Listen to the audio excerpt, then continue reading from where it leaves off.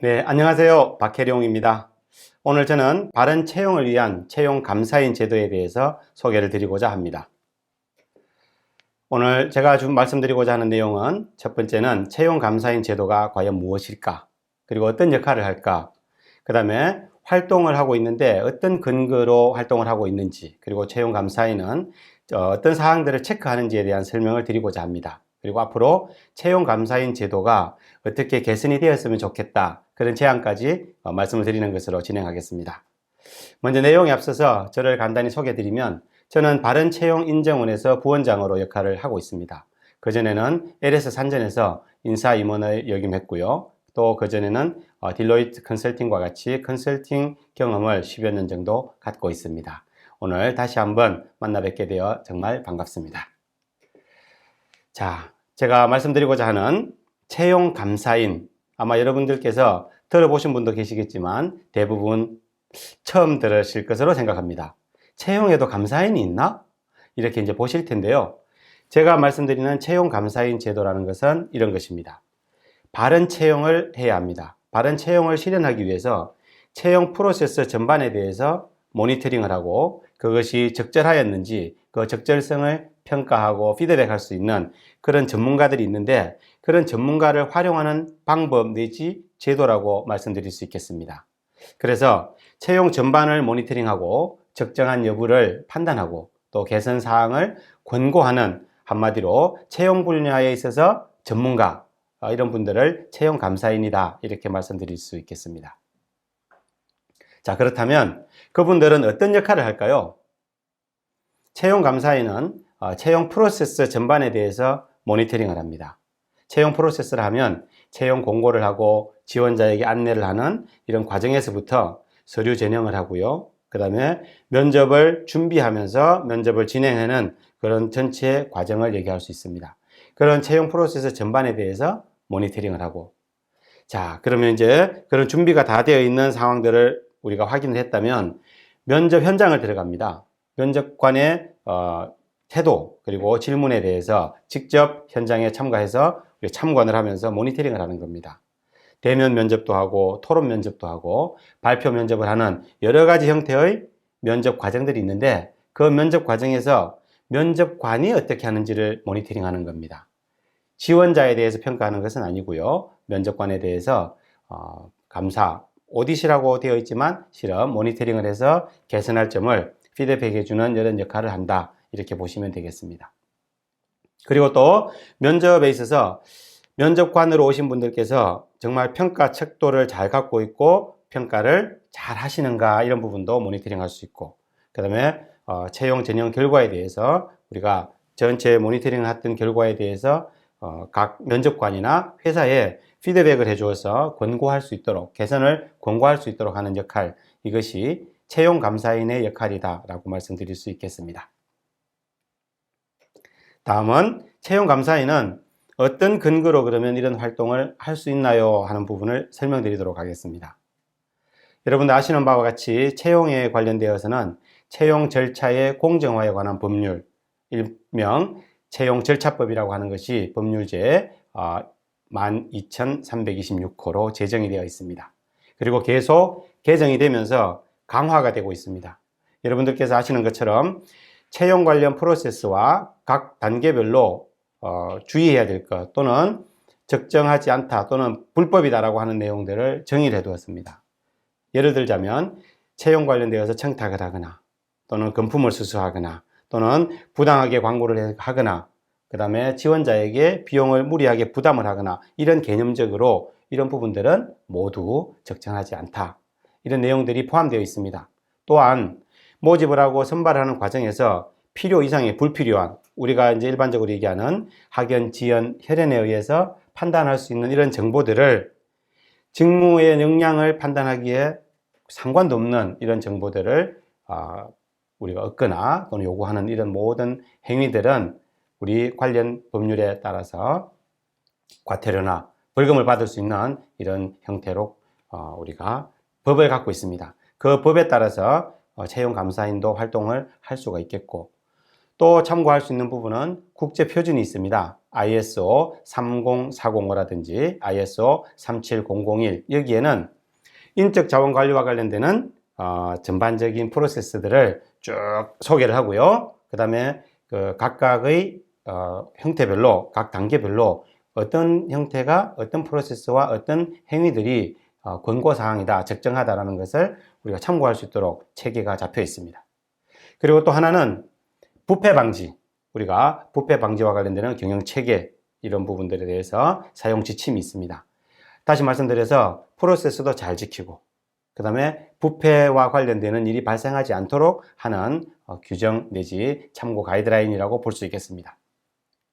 그 외에도 고용정책기본법에 관련되는 내용 중에 차별을 금지해야 한다. 그 다음에 남녀 고용평등과 관련되는 법률에도 그런 차별해서는 안 된다. 국가인권위원회법에도 우리가 사람에 대해서 차별을 하지 않아야 된다 등등의 여러 관련되는 규정들이 있습니다. 그러한 것을 활동 근거로 해서 채용감사인은 활동을 한다, 이렇게 말씀드릴 수 있겠습니다.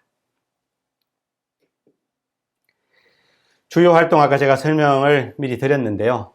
우리 이 장표로 다시 한번 훑어보도록 하겠습니다. 체크리스트라고도 볼 수 있겠는데 이 체크리스트에는 모든 사항을 다 담지는 못합니다. 그렇지만 개략적으로 이런 내용들을 체크리스트로 해서 우리가 모니터링 한다, 이렇게 봐주시면 되겠습니다. 먼저 채용 프로세스에서 사전 단계가 있습니다. 사전 단계는 채용 공고를 하고 모집, 소집을 하는 그런 단계가 있겠고, 그 다음에 면접이 직접 진행되기 전에 면접관 선발을 하고 또는 면접관에 대해서 교육을 하거나 오리엔테이션을 하거나 여러 가지 활동들을 하게 되죠. 자, 이런 내용들을 포함해서 먼저 하나씩 보면 채용 공고 및 소집에 있어서 채용 절차법에 의해서 채용 공고를 하거나 정보를 얻거나 여러 가지 활동들을 할 때 위반되는 사항들을 명기해 놓은 게 있습니다. 그런 부분들을 우리가 확인 사항으로 정확하게 체크를 해보고요. 그 다음에 지원자들이 소집을 하고 들어오고 그 다음에 또 모이고 이렇게 했을 때 얼마나 안내도 잘하는지, 그리고 소집 시간을 잘 알려주는지 등등 정말 큰 일에서부터 작은 일까지, 또 법을 어기느냐 그렇지 않느냐의 내용에서부터 얼마나 지원자를 배려하느냐 이런 것까지 종합적으로 우리가 본다, 이렇게 이해하시면 되겠습니다. 그 다음에 또 우리 각 조직에서는 면접관 교육을 시키고요. 면접위원을 선발합니다. 우리 특히 공기업은 외부 면접관을 50% 이상 활용하고 있기 때문에 외부 면접관을 선임할 때는 과연 적정하게 잘 되었는가, 이분들이 얼마나 역량을 갖고 있고 얼마나 전공과 관련되는 분들로 모집이 되었는가 하는 것도, 또 선발하는 과정에서 혹시 의도적으로 적정하지 않은 선발이 이루어지고 있지는 않은지 등등을 확인을 하고 있습니다. 그 다음에 면접관 교육이 사전적으로 얼마나 잘 이루어지고 있는가, 블라인드 면접을 해야 되고요. 또 채용 절차법을 지켜야 하기 때문에 그런 내용들을 저희가 시작에서부터 끝나는 일련의 과정들을 계속 모니터링하는 상황이 포인트가 되겠습니다. 그 다음 서류 전형을 한다고 해보겠습니다. 서류 전형 단계에서는 얼마나 서류 심사에 보안 관리를 잘 하는가, 서류 심사 단계에서 서류를 접수하고 평가하고 또 평가위원을 선정을 하고 내용들의 보안 관리를 하는 것들, 그 다음에 서류 심사의 절차와 평가 방법들은 과연 절차는 적정했고 평가 방법은 어떻게 하고 있는가, 뭐 한 사람이 모든 항목을 다 보느냐, 개인별로 예를 들어서 서류에서 4개의 서류 작성되어 있는 항목이나 있다면 그 각각에 대해서 어떤 방식으로 운용을 해서 정말 타당도와 신뢰도를 높일 수 있도록 운영하고 있느냐, 그런 내용들을 모니터링을 한다고 보시면 되겠습니다. 다음은 면접 단계인데요. 면접 단계가 실제로 현재 채용 감사인이 하는 주 활동 내용들이 되겠습니다.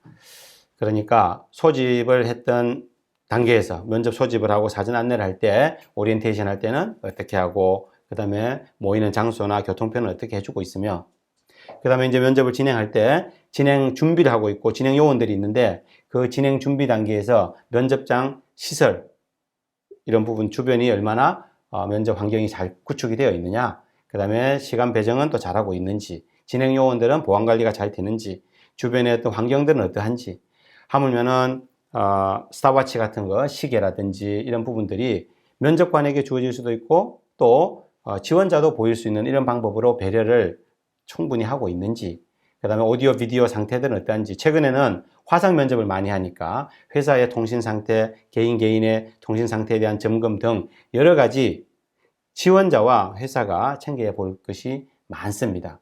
이런 환경들이 잘 구축이 되었을 때 제대로 된 사람을 우리가 볼 수 있기 때문에 그런 환경적인 요소로 인해서 유불리가 생기고 또 불이익이 생긴다면 적정치 않을 거라고 봅니다. 자, 그런 관점에서 제가 설명드리는 이런 내용들을 모니터링 한다고 보시면 되고요. 몇 가지만 더 말씀드리고 넘어가도록 하겠습니다. 자, 면접관은 보안 관리를 잘하고 있느냐? 시스템적으로 그렇고 면접관을 배정할 때도 그러고 핸드폰도 마찬가지입니다. 우리가 이제 들어가게 되면 핸드폰, 카메라, 이런 저장 장치, 녹화 장치 이런 부분들을 다 당연히 수거를 해야 되고요. 또 면접관들은 보안 서명도 다 하게 됩니다. 그런 것들이 여하이 잘 이루어지고 있느냐 이런 것을 모니터링 한다고 보시면 되겠습니다. 자, 그 다음에 면접을 이제 쭉 진행을 할 때 처음에 블라인드 면접이기 때문에 제척, 내가 아는 사람이 면접을 보면 안 되지 않습니까? 그런 부분들에 대해서 확인도 하는 절차가 있느냐, 그 다음에 시간은 제대로 잘 지키고 있는가, 이런 부분을 포함해서 면접관의 어떤 태도, 역할, 그 다음에 이분들의 몸짓, 하물면은 눈빛조차 불편하거나 불이익이 느껴지지 않도록 하고 있는지 등을 모니터링하고 있습니다. 그 다음에 면접관이 하시는 질문, 채용 절차법에 위반되지 않아야 하고 당연히 그래야 하고, 또 역량을 검증하기에 상관이 없는 이런 질문들을 해서도 안 되고요. 기업 이미지를 훼손하거나 일명 채용 갑질이라고 하는 이런 갑질 논란에 휩싸일 수 있는 어떠한 질문도 해서는 안 되기 때문에 그런 부분들이 혹시 발생하지는 않는지도 모니터링을 합니다. 그 다음에 평가 척도의 신뢰도, 척도를 미리 준비를 하고 그것에 따라서 어떻게 평가할 것인지를 미리 준비를 해놓은 내용들을 저희들이 사전적으로 보면서 혹시 개인이 평가자의 오류에 의해서 평가를 하거나 또 그 개인만의 확정 편향적인 오류로 우리가 지원자를 평가했을 때는 이 면접 결과가 신뢰도 타당도가 높을 수가 없습니다. 그러한 면접의 결과에 신뢰와 타당도를 높일 수 있는 관점에서 이런 내용들을 모니터링을 합니다.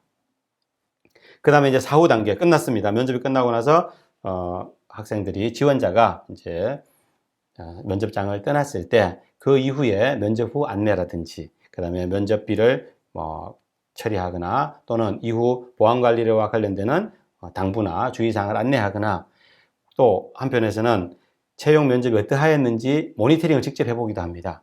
저희는 이제 익명으로 이렇게 되어 있고 지원자도 지원자의 신분을 숨긴 상태에서 의견을 수렴하는 등의 일련의 프로세스를 채용 감사인은 하고 있다, 이렇게 보시면 되겠습니다. 정리를 하자면 채용 감사인은 법적인 근거나 기타 관련되는 규정을 근거로 해서 사전 단계에서부터 우리 지원자가 다 끝나고 집으로 가는 일련의 과정까지를 전체 모니터링을 하고 그간의 커뮤니케이션 하고 있는 내용들, 서류 접수하고 전형 서류를 평가하는 내용들도 다 포함해서 보고 있다, 이렇게 보시면 되겠습니다.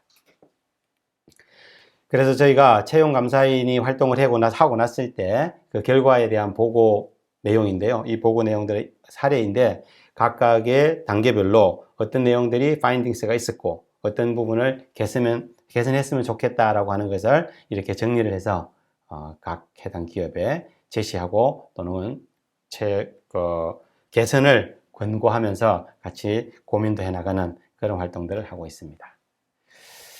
자, 이렇게 채용감사인이라고 하는 것도 아마 낯설기도 하고 또 채용감사가 과연 필요한가라고 하는 생각들을 하실 수가 있어요. 저도 저 자신이 그런 생각을 많이 해봅니다. 그래서 채용감사의 효과와 앞으로 개선해야 되는 사항에 대해서 한번 고민을 같이 해보도록 하겠습니다. 채용감사인 제도는 여러분들께서 좀 전에 들으신 바와 같이 현장을 모니터링하고 즉시 개선해 줄 수 있기 때문에 바로바로 피드백이 되고 바로 개선이 됩니다. 예를 들어서 첫 시간에 질문을 잘못했고 적정하지 않는 태도로 보여줬으면 그때그때 피드백을 해줘서 바로 변경이 개선이 되죠. 그 다음에 또 이 채용 감사인을 쓰니까 다들 주의를 하고 지원자에 대해서 배려와 존중을 하게 됩니다. 그런 효과도 있고요. 그 다음에 면접위원이 주의하게 되는 신경이 쓰이죠. 그래서 내가 그간 했던 나의 질문, 나의 태도에 대해서 스스로 개선해 나가는 이런 효과도 있습니다. 그 다음에 채용 절차가 확실히 공정성이 개선이 되었고, 그 다음에 권고사항을 파악해서 그것을 조직 안에서 바꿔가는 이런 효과는 분명히 큰 것 같습니다. 그럼 앞으로 어떻게 좀 바뀌었으면 좋겠는가라고 하는 거 하나만 말씀드리면, 실은 채용감사인 제도에 있어서 면접관 이슈에 대해서는 사실 현장 안에서 직접 현장 개선하는 한계가 분명히 있습니다. 면접관 이슈에 대해서. 그래서 면접관의 어떤 자질 논란 이런 부분들을 사전에 개선할 수 있도록 우리가 그런 부분들에 대한 조치가 필요하고요. 그 다음에 또 해보니까 내부 감사인 감사실에도 있고 저희 같이 외부도 있게 되는데, 내부 감사인의 역할도 사전에 좀 조율을 해서, 어떤 경우는 내부 감사인은 그냥 가만히 계시는데 정말 지루하고 졸릴 정도로 가만히 계시는 분도 계세요. 어떤 포인트들을 볼 것인가, 또 외부 채용 감사인은 무슨 역할을 할 것인가를 조정하는 이런 조정도 필요해 보이고요. 그 다음에 내부 감사인이 면접 모니터링 할 수 있도록 좀 더 강화하는, 그러니까 실질적으로 우리가 개선을 하기 위해서는 감사인뿐만 아니라 인사팀이나 다른 데서도 좀 같이 참관을 하면서 개선해 나가는 것도 필요하고요. 그 다음에 이제 너무 많은 사람들이 또 오디터 역할을 하면 실내 집중이 잘 안 되거나 이런 부분들도 있습니다. 그런데 최근에 이제 공기업 같은 경우에 한국가스공사라든지 한국지역난방공사, 그 다음에 한국농수산식품유통공사나 이런 데서는 채용 면접관들도 또는 감사인들도 전문 자격증을 확보를 해서 잘해 나가고 있는 모습을 볼 수 있었습니다.